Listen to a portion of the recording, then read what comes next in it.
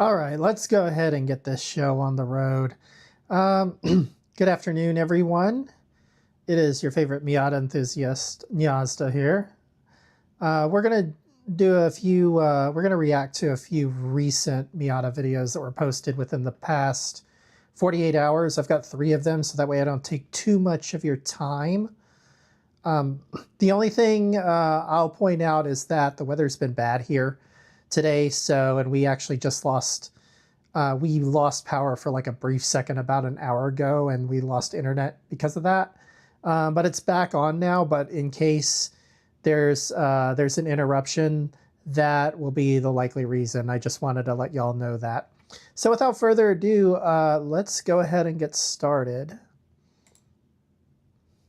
So the first video is by Brian Max. He reviews various cars. I think he races Miatas, and he had he's reviewed the ND3 and is reviewing, I guess, the steering and some of the modifications they made. And this goes over whether or not the modifications are substantial and worth getting an ND3 from the perspective of somebody who's somewhat of a professional driver. So without further ado, let's go ahead and play this video. People keep saying Mazda ruined the Miata's steering, but that word gets thrown around by people who test cars in parking lots. So I brought this car here where steering feel isn't a preference, it's a necessary placement tool.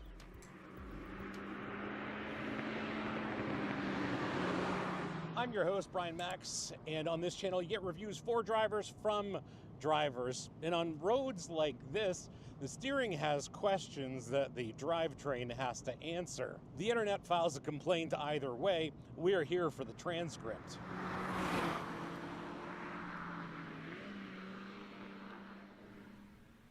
"181 horsepower may sound like a typo, but on a road like this, power isn't the limiting factor. It's judgment, and this car doesn't dilute your inputs to protect your ego. But here's the thing, every single one of those horses shows up where you ask for it, when you ask for it.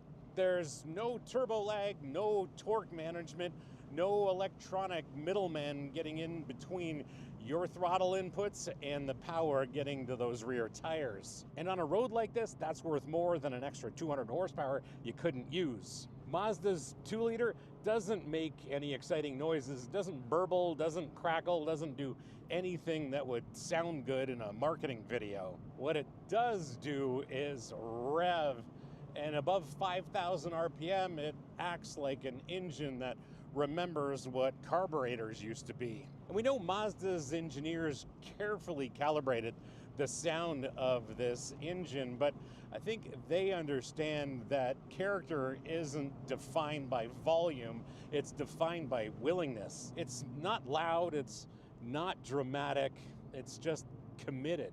Like your coworker who doesn't talk too much but gets everything done. Now the engine does make you work for speed, and that might sound like a complaint until you remember that working for something is the entire point of a sports car with a manual transmission. Throttle response is so linear that it actually exposes bad technique, and if your corner exits feel jerky, it's you, not this car. Peak torque happens at 4,000 RPM, which sounds unimpressive, especially in an era with everything being turbocharged and maximum torque available from 1,500 RPM.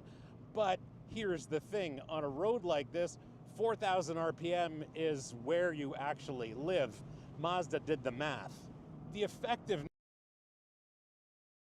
And so I want to comment on that. That is 100% true if you're driving curvy roads in the mountains or in the hills like this. You have to be able to react at any second, and that's part of the thrill. So, you know, when I was near the Gap for Miatas at the Gap last year, I was mainly in second and third gear revving. Usually, I don't think I ever went below 3,500 on any of those curvy roads. I was always 4,000, 5,000, sometimes even 6,000 RPM consistently, because that's pretty much where you have to be on roads like this. So just a little tidbit for you. Of The ND3's asymmetric limited slip diff is the headline that nobody can feel in a parking lot. And if you're reviewing diffs in a parking lot, you're basically reviewing a chef by smelling the menu. No, he's 100% true. A lot of these car reviewers, when they're talking about like the the the two main driving differences of the ND3, and this extends over to other cars as well, but mainly the asymmetrical limited slip differential and the revised steering rack. You're not going to be able to feel that driving around a parking lot. You need to drive the car hard. Like I was saying, you need to take it to a racetrack, or you need to take it to some curvy back roads where you can actually get everything that Mazda cranked out of the ND3 with those two main changes.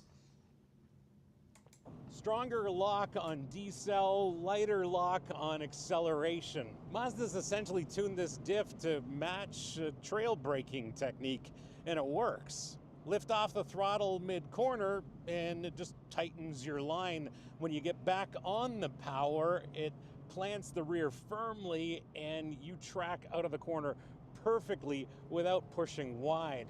And for me, this diff rewards proper technique instead of rewarding sloppy ones. And the clutch, it's basically perfect. It's light enough to deal with traffic situations and firm enough to give you enough feedback.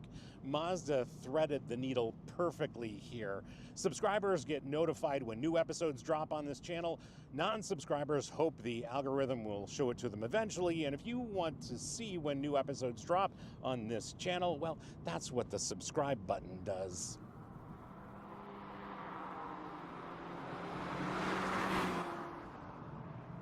Now, this, my friends, is the audit that matters. Dave Coleman and his team said they fixed the ND1 and ND2 steering friction problem. It's that internal resistance in the system that prevented the steering from coming back to center naturally. After countless miles on these ridge roads, well, the verdict is clear. This steering rack is alive. It returns to center naturally and communicates slip angles before they become problems and you have to correct them. And yes, this steering self-centers with some enthusiasm, so much so that you have to remember to hold a line through a corner. The friction is gone, but the information stayed. So it's not ruined, it's clarified. The rack stopped fighting itself and started telling the truth sooner. When it comes to brakes, let's be clear about one thing. These Brembos on this club, well, they're not about stopping power. Any competent brake setup can decelerate the 2,300 or so pounds of this MX-5. Even the standard MX-5 brake setup does a great job. This, my friends, is about granularity. These Brembos, this pedal gives me millimeter level precision when it comes to modulation. And that's really important when we are riding a crest of a mountain range at elevation. Bite is strong, it's not grabby. I really think there's not that much difference between the Brembo brakes on the Club BBR package and the standard ND Miata brakes, because I've driven both in hard situations and I can't tell that much difference. You're gonna be okay with the standard Miata brakes on the Touge. Let's just say that, as long as you maintain them properly. And I think if you really cared that much about brakes, it's like I was saying, like the common theme for me with the Club is that if you're going to heavily modify your Miata to where you want to get the most out of it on the racetrack or on the Touge, you're gonna upgrade your brakes and your wheels and your suspension and everything beyond what is offered on the Club BBR package from the factory. Progression is linear, and even after some hard runs, there's zero fade from these front brakes. And the brakes match the chassis philosophy. Precise tools, not I love the hat. safety nets. The Bilstein dampers that are part of this package just refine this chassis even further. Turn-in is immediate and the chassis is never nervous. The body rolls enough to load the outside tires progressively, but not so much that you lose track of where the chassis is. Mid-corner bumps just get absorbed instead of redirecting the car. And this balance took Mazda 3 generations to perfect.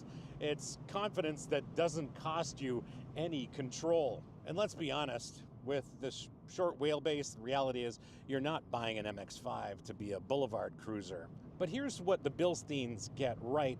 Those high frequency impacts like expansion joints just get filtered. And this Mazda moves over them, absorbs them all without transmitting them to your spine.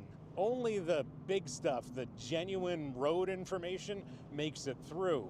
And sure, the ride's firm, but it's never punishing, and that's because Mazda understands that compliance and communication aren't opposites. And this car is about balance. You can induce understeer or oversteer at your discretion.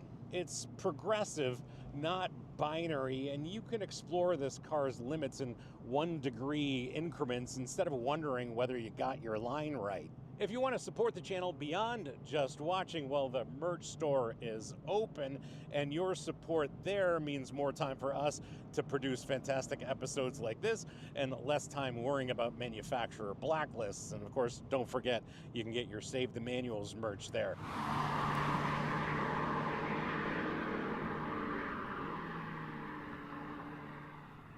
Sure, this cockpit is tight, but it's tight in the right way cockpits should be tight. And everything is where it should be. There's no haptics, no swipes. You know, it's almost like Mazda actually wanted you to drive the MX-5. Steering wheel adjusts for height and reach, and these Recaros, well, they're fantastic. They definitely hold you in. I have yet to hear anybody besides myself on YouTube or any of these other like streaming or video platforms say a bad thing about the Recaros. And I haven't even said a bad thing about them. It's just that I think maybe they're a little bit too tight for me, especially if you're doing long distance road trip. Yeah, they hold you in, but they're not actually my preference. I think the stock cloth or leather seats with the ND are just fine. But that's just me. You might like the Recaros. I just think, you know, I don't know that they're worth the upgrade. They are worth the upgrade to a lot of people. They just aren't to me. So don't assume that you want them until you actually get enough seat time in them. Place, bolstering's fantastic, and they're placed nice and low in the chassis. I just have a wonderful interface to this MX-5. Pedal placement is absolutely perfect, and it's 100% perfect for heel and toe. Not only are the pedals placed properly, but throttle response makes heel and toe a breeze. Visibility is excellent, and I have a rule when it comes to driving convertibles, which is if it's not pouring rain, the roof is down, and right now we have 360 degrees of visibility. And you can tell Mazda's designers actually drive this car.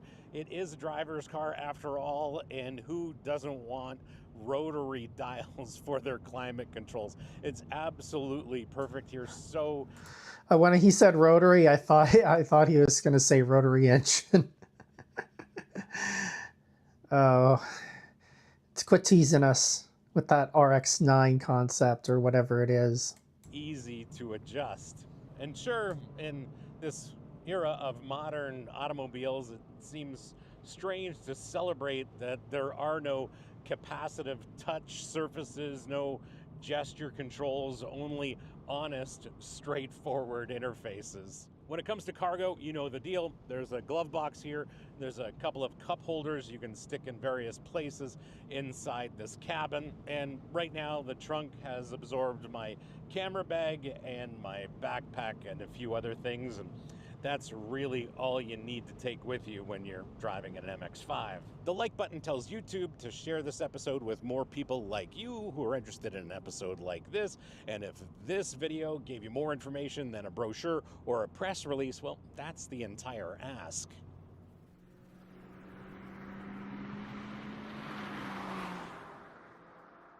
That's my take after a few days on these beautiful roads, but here's what owners are saying after months or years behind the wheel. Standard disclaimer, forums are like dynos, useful, emotional, and filled with people who will type objectively and then immediately describe a feeling. Still, there's real signal in the noise. First, among owners, there seems to be a lot of evidence that these aren't perfectly aligned when they leave the factory. They say the eccentric bolts are out of place, leaving random cambered and skewed rear toe settings. The community standard fix is a precision alignment targeting maximum caster and proper camber specs. Owners consistently report that it transforms steering feel, tire wear, and cornered confidence. If you're Oh no, he's 100% right on that. Almost everybody knows that when you buy the Miata from the factory, it's at 7/10.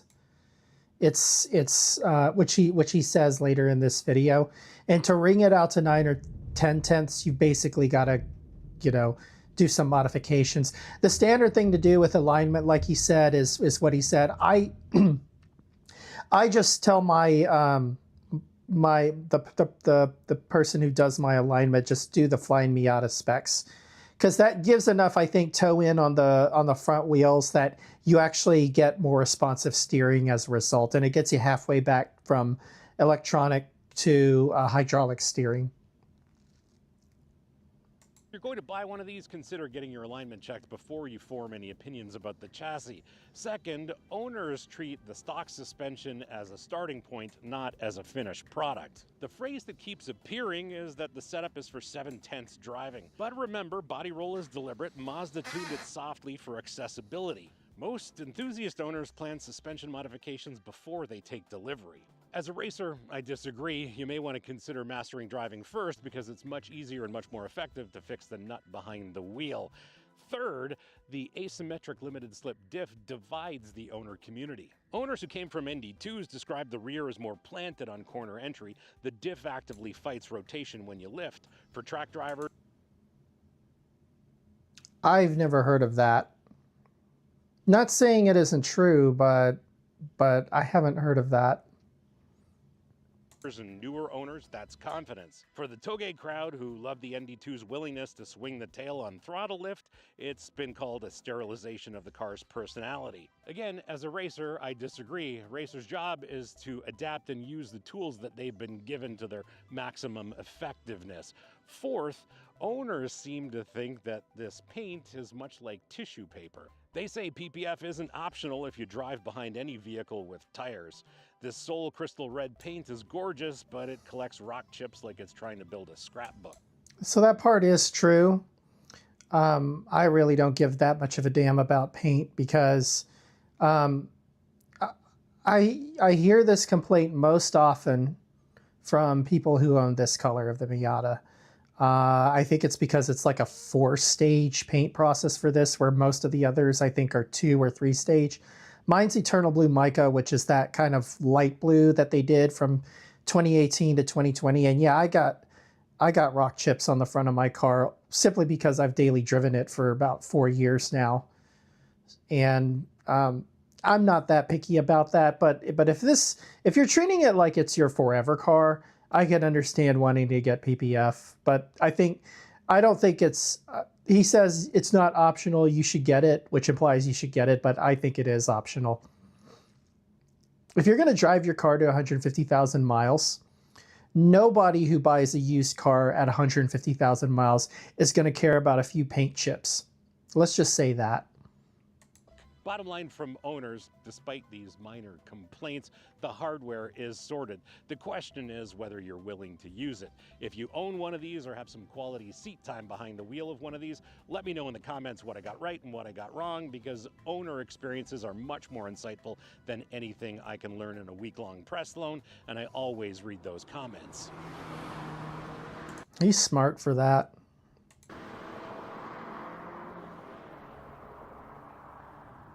Turns out the ruined steering take doesn't survive real roads. This ND3's rack communicates better and returns to center with intent. If you miss what the ND2 did, you're not wrong, but the ND3 is objectively easier to place at speed. That's the job. They fixed the friction problem that Dave Coleman's team identified without adding artificial weight to simulate what they removed. The steering's faster, lighter, and more honest than the ND2. The asymmetric diff isn't intervention, it's careful calibration. It's been nearly 2 years since this ND3 was launched, and this drive confirms that it's not over-engineered, it's correctly engineered. If you measure a car by 0 to 60 times, you're shopping for a story to tell other people. If you measure a car by its placement at speed, you're shopping for truth. This ND3 is truth with receipts. And sure, this MX-5 Club isn't fast, it's precise. And when it comes to driving, precise is what separates entertainment from engagement.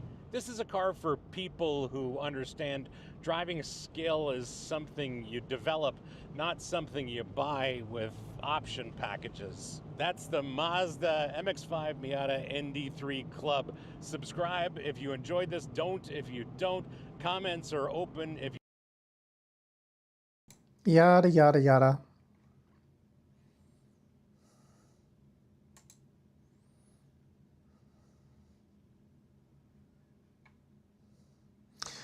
Okay, so for the next video, we'll do this comparison between the Miata and the Toyobaru twins, as I like to call them, the current GR86 and the BRZ. It looks like this is very recent, so we'll see what they have to say.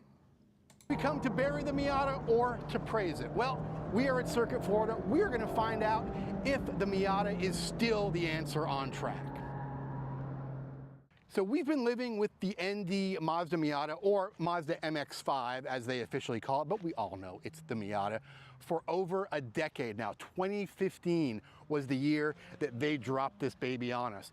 Here we are in 2026, we're in January 2026, and we just found out that there's going to be a 2026 model year Miata, which is going to be the same as this 2025 35th anniversary edition that we're testing here today at Circuit Florida. Now, Mazda's made some allusions to the fact that there's going to be an all-new MX-5 coming up real soon. They've maybe said that they're going to announce something mid-2026. But until a couple weeks ago, we didn't know whether there was going to be any 2026 Miata, new, old, or what. But this... He is correct. Mazda's kind of, I don't know if I would call it notorious, but they're usually habitually late about announcing Miata details for the upcoming model year. I think only only for the model year 2019, at least in the ND generation, did they announce the specs early. And they announced them, I think, several months early because they had to come in compliance with certain safety features like mandatory rear backup cameras, at least in the United States. Plus, they had revised the motor, so they wanted to get that out sooner rather than later. But every year, at least through the ND2 and the ND3, they've always made their announcements about the new model year and announced the new specs, typically no earlier than like the first week of January. And I think this year we got them the very last week of January, the first week of February. So I was checking on Auto Trader, which is a good place to look at new and used cars for sale at dealers here in the United States. And a couple of weeks ago, there were still about 400 or 500 new 2025 Miatas for sale, both soft top and RF across the United States. Now they're down to about, I think, around 350. So they are selling them, but the 2026s, they're ordered. The first ones are probably on boats being carried across the Pacific to the US. So I don't think they'll be on dealers' lots probably until the first week of March. But it makes sense. I mean, the Miata is kind of seasonal. More people buy them toward, the convertible season, which is really spring through the end of fall. This thing has endured, and it's always been a great car. If you watched our last video, you know that I said the BRZ and Toyota GR86 were better cars than this on track. I probably still stand by that, but we're here at Circuit Florida. We're going to find out just how good, after an entire decade, this car holds up as a track car. So on track, from a lap time perspective anyway, the Miata is kind of its own worst enemy when it comes to going fast. When it comes to being engaging and fun though, boy, this car has got a lot of stuff right. Its big issues with making speed on track is it's very soft. It takes forever to take a set into a corner, so you really got to wait on the car, but it tells you everything it's doing all the time. Also, if I was going into a Mazda dealership to buy a Miata, I would definitely check the big brake option, because while these brakes do a great job from ambient temperature when they're cool, they just do not have the reserve capacity to keep this thing slowed down over the course of a couple laps, especially at a track here like Circuit Florida that has a couple of aggressive braking areas. Now, interestingly though, despite giving up 40 horsepower to the BRZ, we're not quite as far off of the times as I thought we'd be. We're within a couple of seconds of the BRZ's time, and I really expected that 40 horsepower deficit to be a much bigger problem for the Miata making speed here, especially at a track like this that has some really slow digs. But it's keeping up great. Fantastic cornering, great feel, just excellent poise everywhere.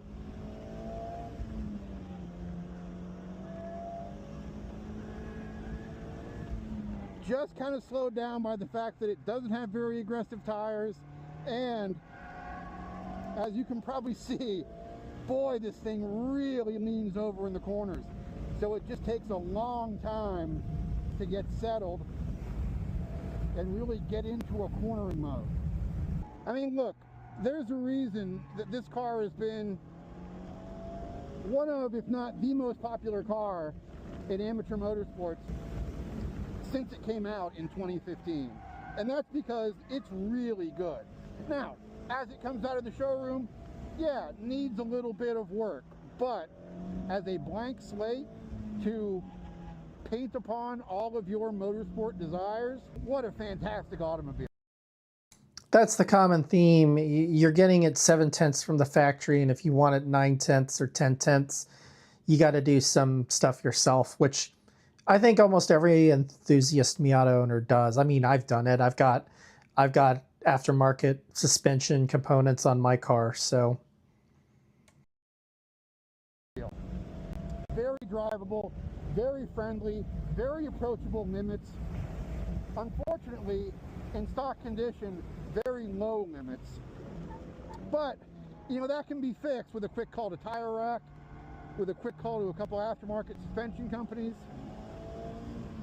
and you can turn this into an absolute beast on track. You're never going to have the horsepower of a BRZ or a GR86, but look at what you can do in the corners with this thing right off the showroom floor. It's just friendly and accessible, and it's just your little four-wheel motorsport pal. We are back from Circuit Florida, and we are in the shop here with the Mazda MX-5. We're going to take a look at some of the V-Box data in just a second here, but first, let's talk a little bit about the MX-5. And look, I'm going to call it the Miata a few times because we all know it's the Miata, right? We all know that. It has been since 1990, even though they officially changed the name. That's part of what makes this car so great. I mean, we've been living with the ND now since 2015. That's 11 years on the calendar. It's 2026 when I'm recording this, but this chassis has essentially been around now for a decade, and one of its great strengths That's very interesting to think about. And I didn't think about it immediately, but when they announced the 2026 Miata was just a continuation of the ND, which I had pointed out on my stream a couple of weeks ago when we were going over the actual specs on the Mazda USA website, is that the ND is now the longest lasting generation of the Miata. The NA was around, I think, for 8 model years, in the US 9 if you count the countries that did an 89 model year. NB had the gap year in 98 in the US, so that was only around for like, I think, 7 model years, 99 to 05, and then the NC was 06 to 2015, so that's 10 model years. So 16 to 26, that's 11 model years. And with each passing model year, it just seems to further the case that maybe the rumors are true that Mazda wants to stretch the ND out until 2030. And honestly, that's not going to shock me. That is not going to shock me if that's the case. I kind of feel they'll probably do the next generation, maybe not next model year, but probably 2028. But I mean, 2030 would be absolutely insane. That's as long as having the C3 Corvette was out for 14, 15 model years from 68 to 82, and then the C4 was out for 84 to 96, I think. So that would have been 13 model years. And then yeah, the last generation Nissan GTR, the R35, I think was what. I'm not that familiar with the GTR platform, but that was like mid or late 2000s to really only like last year or the year before. So the ND's going to be up there as like a 12 to 15 model year car, and it's had an incredible run. There's not really, I mean, I just can't think of what they would do from a cosmetic standpoint, a design standpoint, to top this. Mazda's been known to surprise people, including myself, but the ND is just going to be hard to top. I'm not very optimistic about the next model year or the next generation being better than this one, to be honest. Is that it's still just as impressive as when it was introduced. It's friendly, the performance is accessible, the performance is objectively excellent. Maybe now it's starting to get passed a little bit by some of the other stuff in the market. I mean, 181 horsepower is really kind of not enough to keep up with the 227 horsepower of the BRZ, but it's still a really good car even after a decade. And this ND chassis has not really received a lot of updates in those 10 years. We went from the ND1 to the ND2. The major change there was really a more durable transmission. But this is still the same car we got in 2015. And the fact that it's held up so well is one of its most impressive feats. When we had the BRZ in here just a couple of weeks ago, we really praised how useful it was as a real car. Now, the MX-5, for what it is, comes very close to that sort of same utility. This is a car that you could probably live with maybe as your only car. I'm sure there's going to be lots of comments down there from folks saying that an MX-5 or even an NA or an NB or an NC Miata is their only car. I mean, I can make that argument because an ND's my daily driver, and I don't have a normal car. My other car is an NA Miata, so. But yeah, I have lived with just a Miata before as my daily. I completely believe that, but you're. And the great thing about having only Miatas is that if you have a more useful car, you don't have friends and whoever you know asking to borrow your truck or borrow your SUV or borrow this, borrow that. Even less so if you have a manual transmission. Nobody wants to borrow a Miata for anything useful. It's great. Life needs to shape around a car like that a little bit rather than fitting the car into your life. You're just not going to be able to go to Lowe's and pick up a load of mulch in the back of a Miata the way you are in a lot of other cars. And you only have room for one other person. You have limited room for cargo. But it is a real car with the top up. It's quiet. It's highway capable. The trunk is not huge. We'll test the trunk out in just a second here and see just what we can fit in there. I am sure a lot of you saw my short about being able to like transport long guns in the trunk of a Miata. Yeah, you can do that. Uh, you can transport something about as long as a G3 or maybe an M16A1 or A2 like AR-15 variant in the trunk of a Miata. Even without breaking apart the upper and the lower. But that's for all you you gun fans, whatever, gun nuts, shooting sports, shooting community, whatever. I have a brain fart for the word, whatever. I'm part of that too, so I'm not bashing you or anybody else. But it's nice and big and square, and it's got a nice, fairly decently sized opening. The opening matches the bottom of the trunk as far as getting something in there. Whatever you can get through the opening, you can fit in the trunk, and whatever you can fit in the trunk, you can get through the opening. So that's a nice combination. So Mazda has done a lot to make a small, light, elemental sports car fairly usable.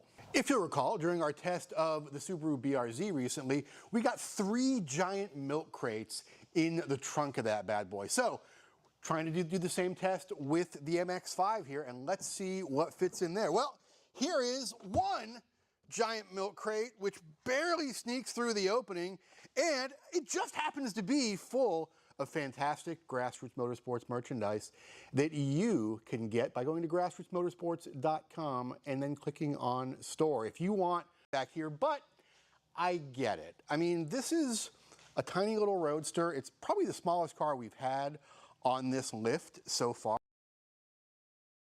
As you can see here, and I've mentioned in the videos, the ND's trunk is very deep, but the mouth, the opening is not very big. So you can fit a lot of stuff in the trunk of an ND Miata, but the packages, the individual pieces have to be small.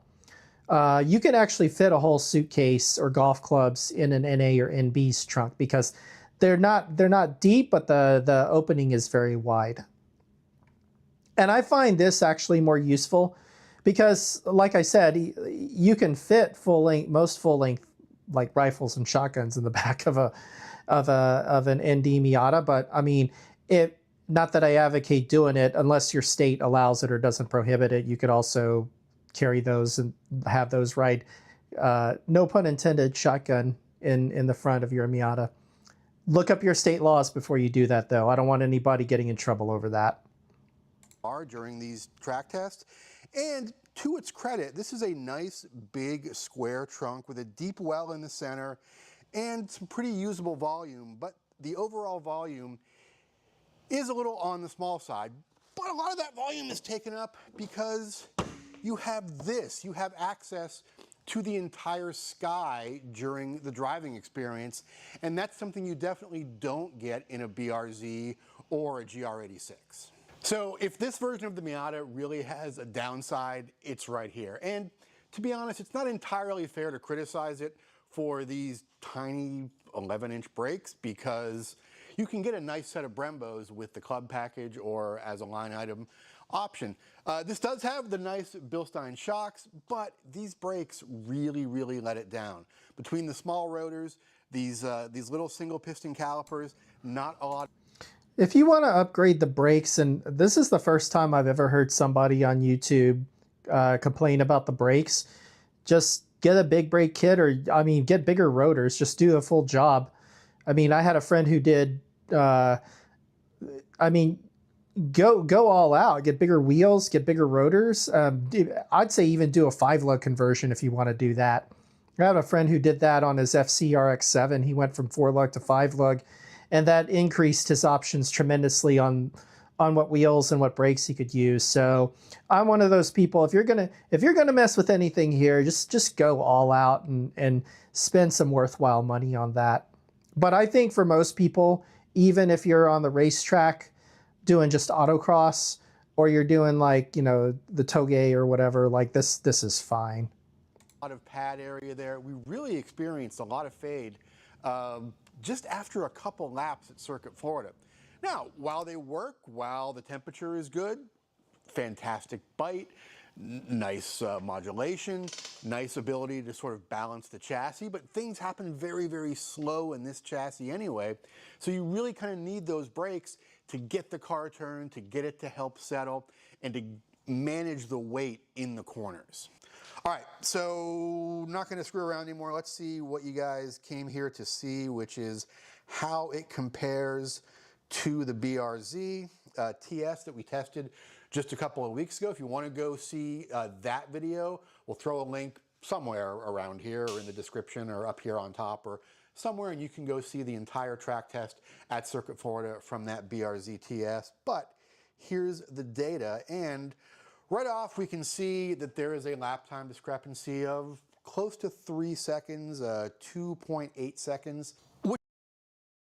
And he did the top end trim of the BRZ, which is the TS. You get all the suspension goodies, because I think TS stands for tuned by STI, which is a lot. I'm not gonna lie, that like on a minute 30 track, that is pretty significant. But you're also talking about a car with 46 more horsepower, even though it's 500 pounds heavier. You still have a lot more horsepower to deal with. In fact, in this middle section here, the MX-5 is going through here in second gear. The BRZ is doing this in third gear. If we tried this in third gear in the Miata, it lays down absolutely flat. By the time I tried it in third gear a couple times. By the time I was here, I was close to 0.4 of a second behind my op. That's probably because the Miata is a momentum car. Even the ND generation. Lap time, because it just didn't have the torque to pull itself through and use that throttle to balance the chassis in those tight, twisty, transitional sections. So we had to use second gear through here. Worked great in the Miata. Third gear worked a lot better in the BRZ. It had plenty of torque, plenty of grunt to pull itself through there. And also, you know, more grip in general too. So where is the BRZ making up those 3 seconds over the MX-5? Well, if we look at the delta graph here, which shows us where that time is happening, we can see that it's a fairly consistent upswing throughout the entire thing. So it's kind of making that speed everywhere. Notably, we see the BRZ gaining ground here in acceleration sections. One right here, one right here, a little bit of one right here, which is not surprising. 46 horsepower that's real. That's a real number. That's going to get you down those straightaways faster, and that's where you're going to make the most of your speed on a course like Circuit Florida, with fairly tight sections and then long pulls down mid-length straightaways. That 46 horsepower is really going to make a difference, and it does here. But let's look at a couple other things here as well. Right here we've got a little blip, and that is in this middle section here, particularly the turn-in to this downhill left-hander. And that's got a lot to do with the fact that the Miata, the MX-5, just doesn't take a set as fast as the GR86 or the BRZ TS does. That BRZ TS, much more reactive. They both take pretty decent sets once they... I'm going to go ahead and skip forward a bit because I'm not too much into these graphics and statistics. But if you're interested in like the technical details and like lap times and other things that you'd see from this really cool software program, go ahead and watch this video. This is by Grassroots Motorsports. That's his YouTube channel. and it was posted about 5 hours ago. So let's go ahead and go to the end and see what he says. Never, ever, ever be mad at someone for going out and buying a Miata, because there is a reason that it is the answer. Hey folks, we appreciate you stopping by the shop. If you like what we are doing here at Grassroots Motorsports, got a quick request for you and a huge favor to ask. All right, whatever. Third video. This is the one that is most interesting to me because it actually compares two generations of the Miata, and we're going to go back to the NB and the NC. And it's Jubal in cars. I'm not going to rag on him too much, but he compares an NB2 to an NC1. Basically, like if you were around in the 2000s, these are the two Miatas you basically had to choose from because they cover the model years 01 to 08. I think so. So if you want a 2000s era Miata, it's either this or it's an NC1. And NC1s weren't liked a lot because it was the very first NC. And you know, if you saw my NC buyer's guide video, I was talking about how a lot of purists from the NA and the NB didn't like the NC when it came out. So it was kind of like it's the least loved of all the Miata subgenerations, maybe. But NC's making a comeback because all the track guys are going to it. So it'd be interesting to see what he has to say. I've driven both. I have my own preference, but I'm not going to tell you which one because I don't want you to like be persuaded by me stating which one is the better one or which one I like more. They're each different enough from each other that you know you can make your own decision on what you prefer.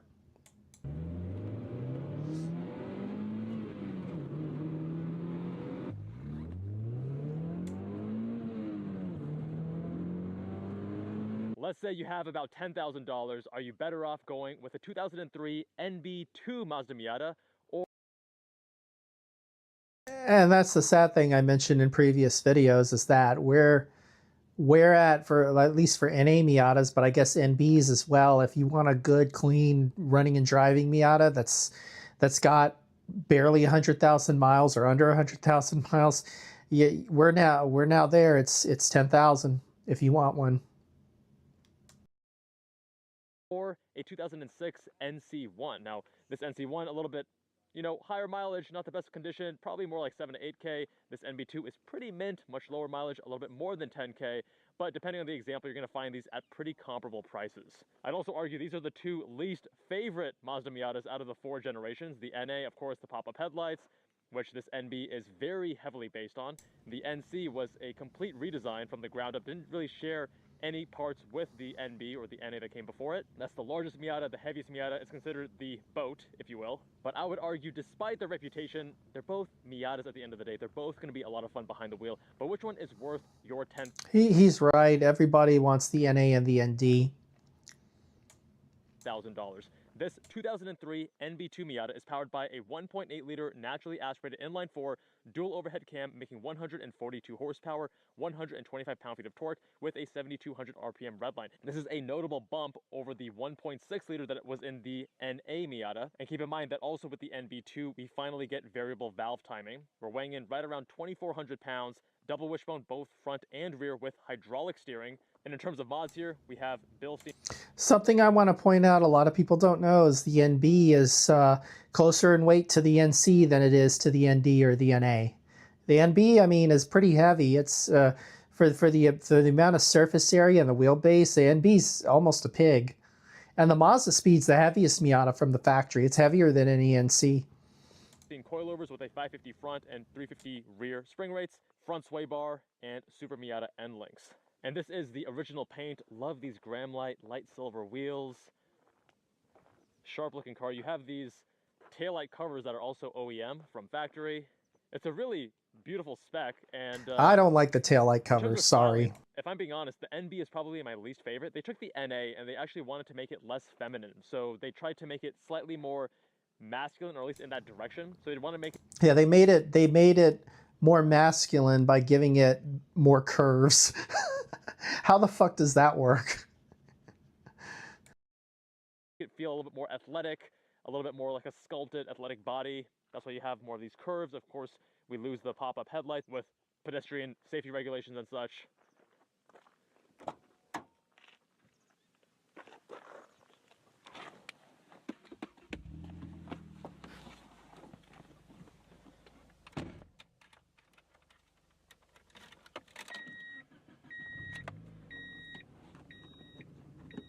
Only 30,000 miles on the odometer.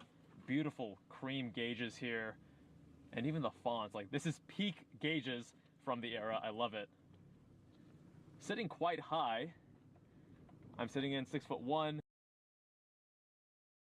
Really, the only way the interior of this car can get any more 2000s, especially like early 2000s, is if you had an aftermarket like head unit here with like one of those like old Panasonic or JVC like head units that had like kind of scrolling dot text in red lighting and red lettering. That's the only way you get more 2000s. And I kind of want to do that if I had an NB. Wish I could sit a little bit lower, but at least my legs are not overly cramped.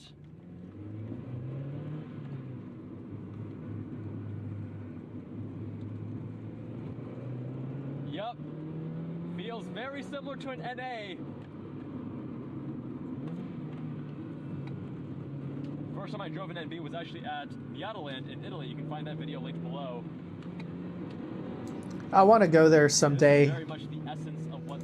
Like literally, I don't care. I mean, I've never been to Europe, believe it or not. I do want to go, but I honestly don't care about all the touristy shit. I don't care whether it's like UK, France, Germany, Italy. Like the only reason I want to go to Italy is Miata Land. Literally, the only reason I want to go to like France or the UK is just for like Vexpo or to go to cons or hang out with oomfies. So like seriously, don't give a shit about like the tourist attractions or anything like that. Leave that to the normies. The Miata is weighing in just a bit over 2,000 pounds, double wishbone, front engine, rear wheel drive. Normally we'd have the top down, but because of audio reasons, we have it up.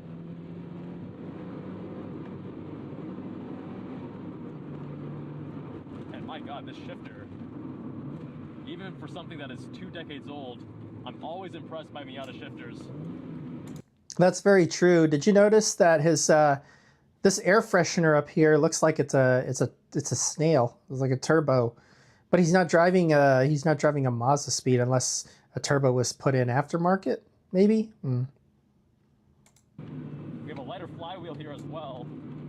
So that little double clutch there was seamless because the throttle response isn't overly sluggish. It's always been immediate in the Miatas, especially in the NC and moving forward that we'll get to shortly, and the reasons why. He probably knows this, but the NA and the NB have mechanical throttle bodies. They operate with a throttle cable. NC and ND, they have electronic throttle bodies, but it's very instantaneous in those cars. So I don't have any complaints about those at all, and they don't have rev hang like a lot of modern sports cars do. Red line right at 7,000 RPM here. Ooh, a little bit of cowl shake over some of these bumps though. You have to remember the NA and NB, there's always this balance, this trade-off between chassis rigidity and lightness, and with the NA and NB, chassis rigidity was less of a priority. In fact, I feel like the coilovers here are kind of overpowering the chassis, because you can only go so stiff. Sometimes it's hard to heel toe because my knee actually hits the bottom of the wheel, and I don't think this is... Yeah, I don't think I'm able to tilt this at all. But as you can see, the steering wheel cutting into my thigh here, which is something to consider if you're a taller driver and you want to get an NB. That actually might be a deal breaker, unless you wanted to, of course, swap out the steering wheel. No, he's 100% right. I think I haven't measured them, but I have. So in my NA, my 96 M edition, I actually have an NB steering wheel in it. And I love the NB steering wheel because that's the wheel itself is thick It's the best one of all the generations from the factories, but I think it has a greater circumference in diameter than an NA steering wheel, and that's why there's a little bit less room and maneuverability around your knees. And I noticed that because I am a taller driver. I'm 6 feet tall. It doesn't bother me so much, but that is just something you'll want to consider if you are considering an NB over any of the other generations. So you lose your airbag at that point.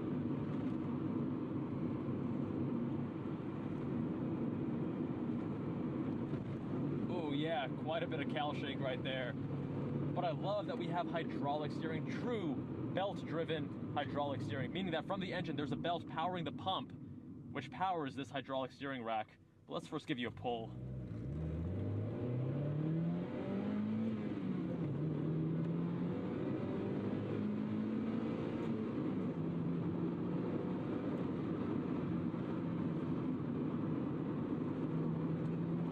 Definitely slow car fast mentality.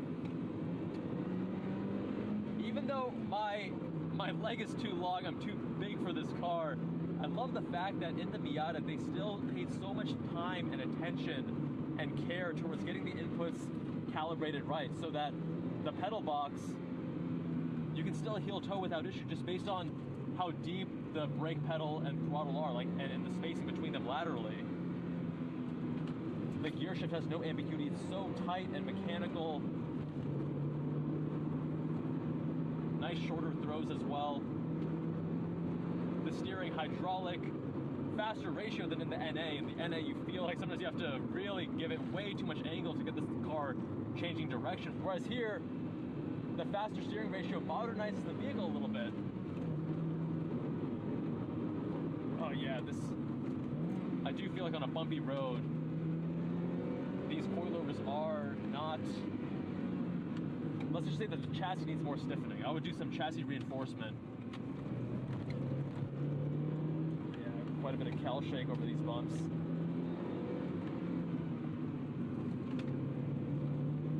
Oh, just so light, so willing to change direction.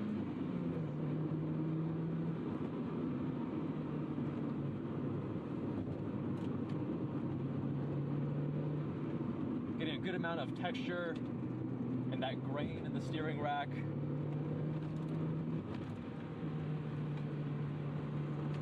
Bit of that mid-corner load up as well.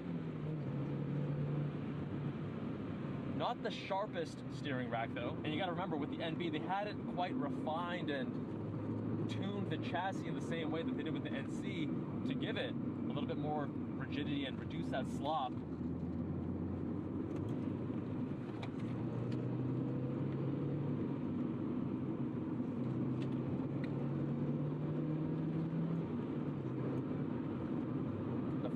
Half-inch of brake pedal is completely dead, and then it bites.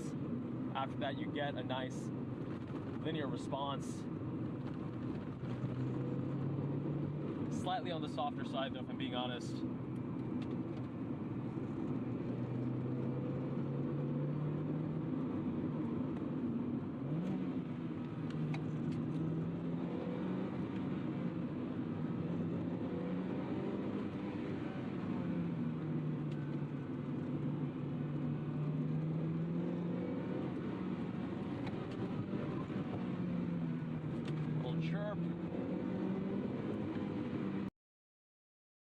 I want to say something about this. A lot of the cowl shake and everything he's talking about, yeah, that has a lot to do with the car.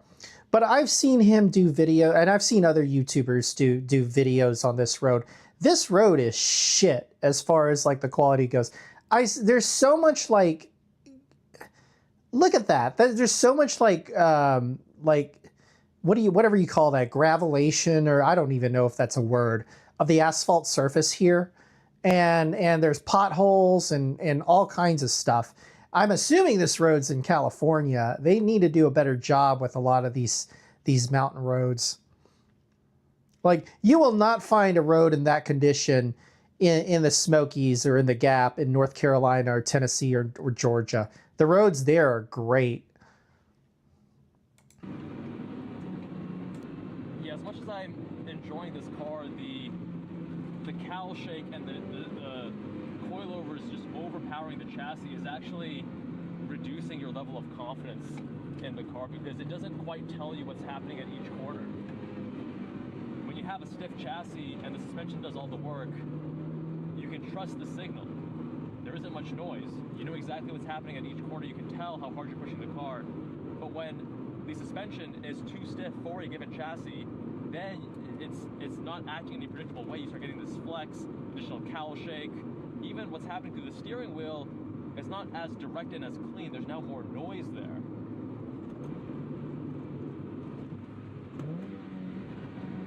God, what a phenomenal transmission. These feel so good.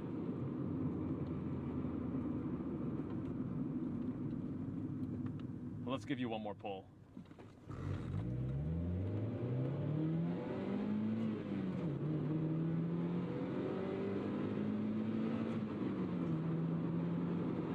Doesn't like to be rushed between gears when upshifting, so I'm gonna listen to the car, give it what it wants.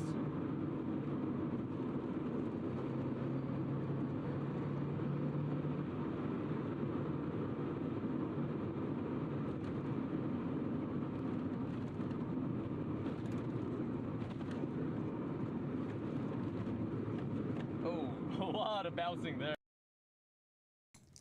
Yeah, that road is fucking garbage. I'm sorry. Like I like how curvy it is and everything, but like I would not feel comfortable driving on that road. There.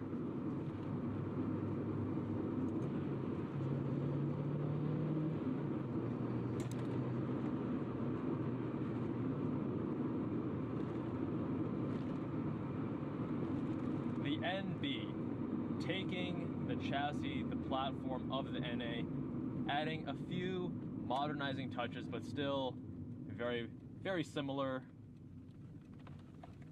to the NA underneath the skin. But now we'll see how it compares to the more modern NC. The 2006 Mazda Miata NC1 is powered by a 2-liter naturally aspirated inline-4, also dual overhead cam, making 170 horsepower, 140 pound-feet of torque with a 6,700 RPM redline. Keep in mind, with the NC2, they actually received a forged crankshaft, and of course with the NC3 as well. They also raised the redline to 7,500, which is partially the reason why the NC2 and especially the NC3 have such a premium over the NC1. This is the heaviest, the fattest of the Miatas, of course, weighing in right around 2,500 pounds, around 100 to 150 pounds heavier than the NB. Keep in mind though, this is the Grand Touring with the 6-speed, and this is a heavier configuration of the NB. That looks like an ND shift knob, which I kind of think it's probably an upgrade over the NC shift knob because it's a little bit more weighted from my experience. But I'm kind of one of those people. I want if I had every generation of the Miata, I'd want them to be as different as possible from each other. So I'd keep the stock NC shift knob. But that's just me. NC1. I'm not a fan of this caramel peanut butter interior. I kind of, instead of like this terracotta or whatever, I'd rather have it just be plain tan or white. We have double wishbone front, and for the first time in a Miata, multi-link in the rear. It's actually 5 links, whereas the NA and the NB that came before it were just double wishbone front and rear. We'll get to why that's important later on. We have electro-hydraulic steering and a much stiffer chassis versus the NB. Again, market value on these is going to be around 10K, this example a little bit lower. And in terms of mods, we have KYB shocks, MagnaFlow exhaust, and an ND shift knob. In terms of styling, I really feel that you got to go NC2, especially NC3, because, you know, the front end on the NC1, not the best. I call it, or well, I have friends who call it the catfish Miata. Like, you know, you have the catfish Camaro. This is the catfish Miata. The NC1 looks like a catfish from the front. Looking car, but again, it has its own little adorable charm to it. Being the largest Miata, of course, this was. What the fuck?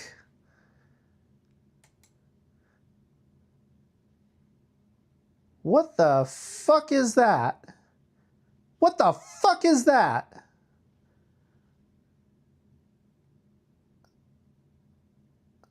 I know. I kind of know what it is. I mean, it's a top that needs to be replaced. But what the? That's not just a stain. That's got to be some kind of like chemical thing that they did to try and repair it or something. That, ew. It's not a jelly donut, that's for sure. It has its own little adorable charm to it. Being the largest Miata, of course, this was sharing the platform with the RX-8, much larger car. But with that, you get things like a notably larger and more livable interior. I also don't feel like I'm sitting on top of the car.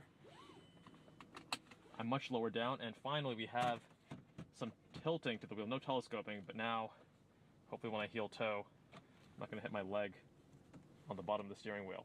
So still a very simple and purposeful cockpit. I don't think that the gauges here are quite as beautiful as in the NB. I love that cream off-white color, but still a very nice, balanced, symmetric gauge cluster, and we have this nice brown interior, which I think is also adds to the charm.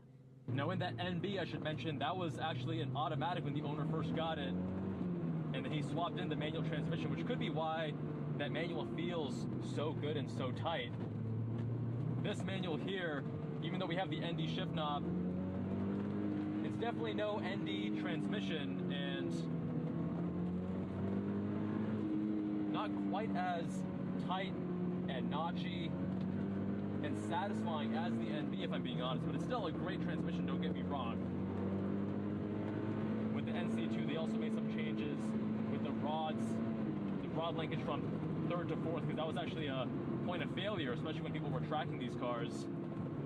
We don't have the aftermarket flywheel from the NB, so when we're heel toe rev matching, we got to blip the throttle a little bit heavier.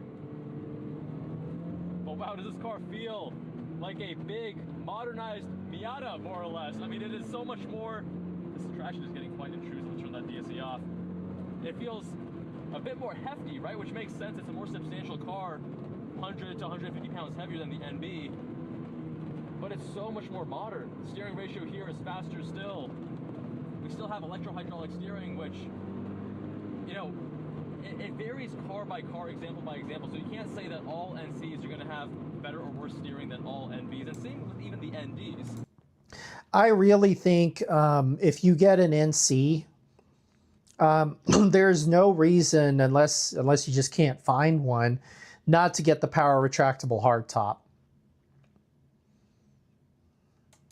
I'd say the ND1, ND2, the first time the Miata goes with electric power steering, notably worse than any Miata before, but now with the ND3, it's not quite as cut and dry. This is kind of a transition point because the NB that came before was the traditional, belt-driven hydraulic steering, and this is electro-hydraulic steering, meaning there's an electric motor that's powering the hydraulic pump. Let me first give you a pull.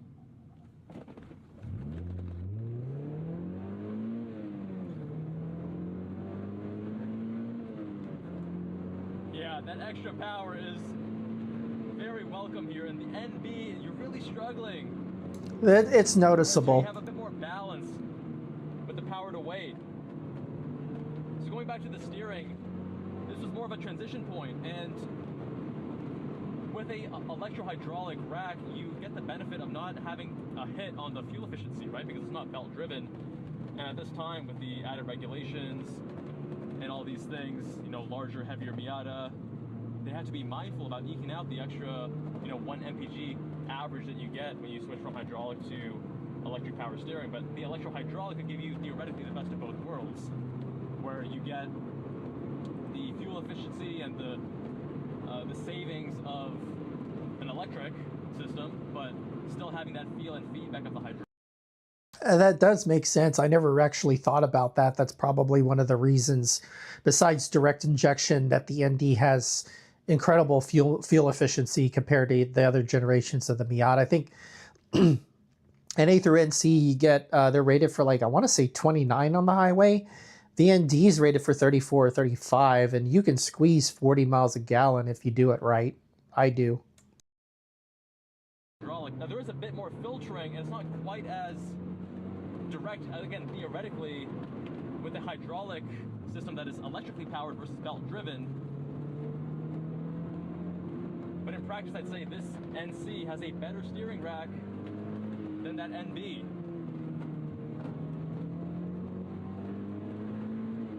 And a lot of people will obsess over, you know, electric versus hydraulic as if it's black and white, one's good, one's bad. But there's a lot more nuance. You're gonna have examples of hydraulic that are better or worse, and same thing with electric that are better and worse. Here we have far less cowl shake. The chassis is more modern and stiffer, and they have also various chassis reinforcements and stiffening to make sure that the initial turn-in is sharper. The very beginning of any steering input, you feel a response, much more so than in the NB.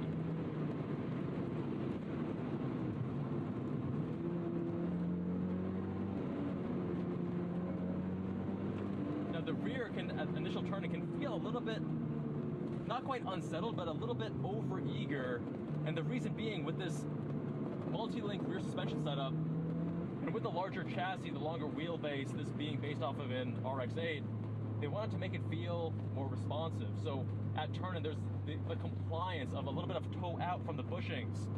That helps it feel more willing to rotate. And then when you start compressing, you know, you actually load it up mid-corner, and the car starts leaning, then you actually get some toe-in behavior. That's the kinematic-induced toe change. So the kinematic-induced is based on the suspension compression, and the compliance toe change is due to the bushing deflection. And that is one of the interesting design choices they made with the NC. Again, it makes it feel a little bit more responsive. When you start pushing it a bit harder, it can make the rear end feel not quite as buttoned down, not quite as confidence-inspiring.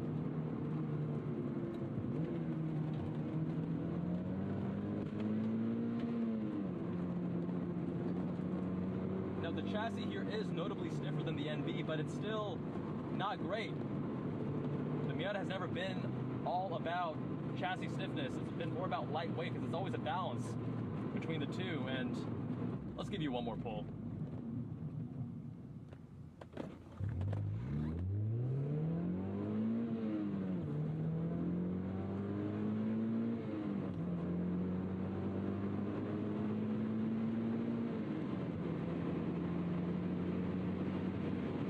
Yeah, that added power is so welcome in the NC. And the NC, especially the NC2, NC3, are my favorite Miata engines because they have a little bit more character than any of the other Miatas, in my opinion.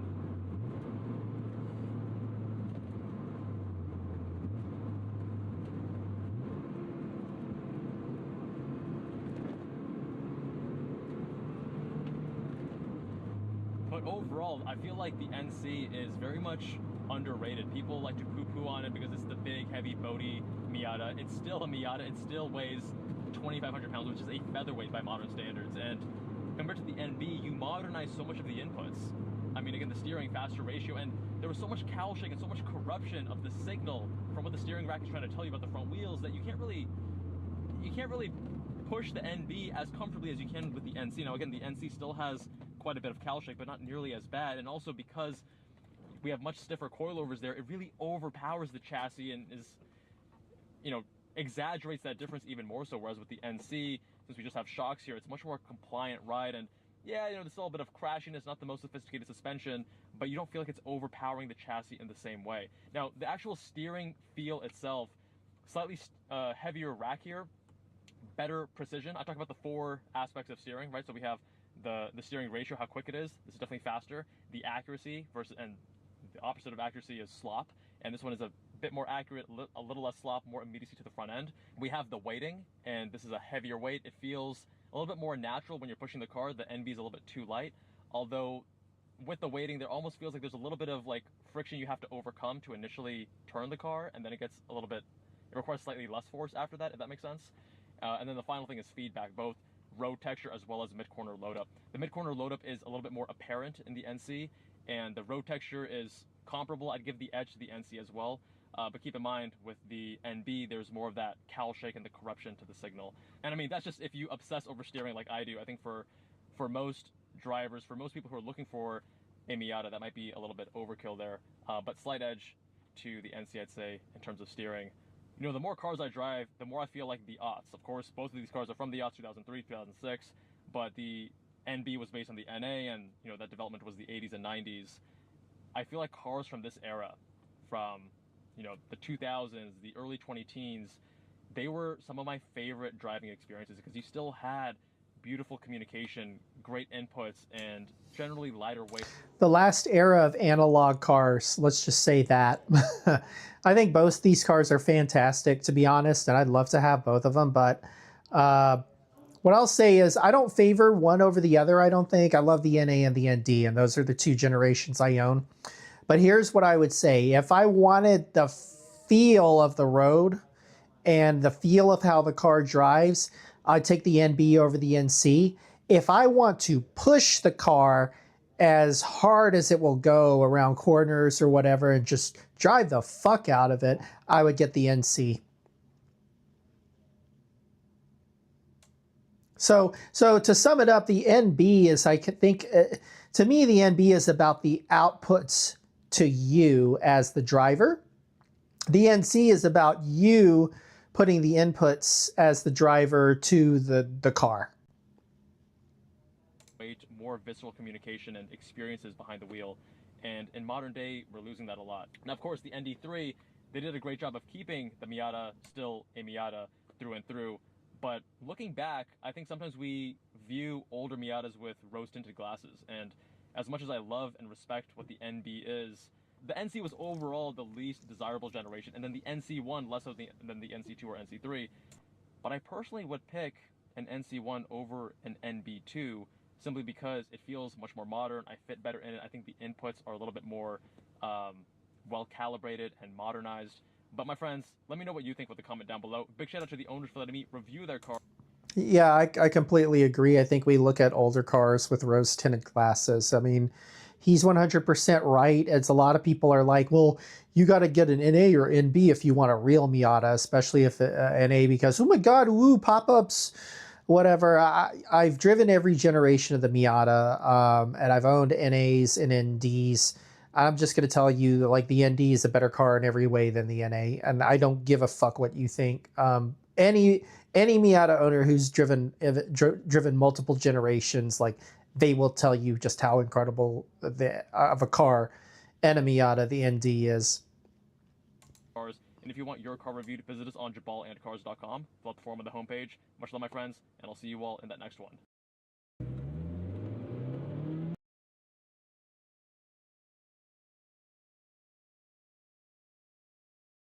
Well, whatever. I think that's going to do it for now. 3 videos is enough. I don't want to bore you. So I may stream tomorrow. We'll see. I'm going to try and get at least a stream or a short done before the weekend's out. So I've got content for about 3 or 4 more shorts to do.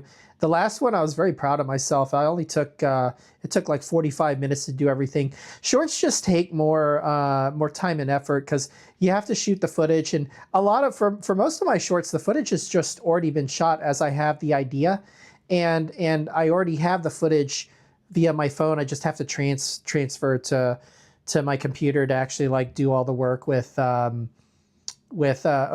for the recording and then the DaVinci Resolve for the editing. But that's why it takes more time and there's more effort involved. But I know y'all like my shorts because of the number of views and the likes they get. So I'm going to do more shorts / reels in the near term. So, but for now, I'll go ahead and end the stream. Thankfully, the weather is, I think, getting better. So nothing got interrupted. Like, comment, subscribe. Thanks for joining. Until next time, I will see y'all later.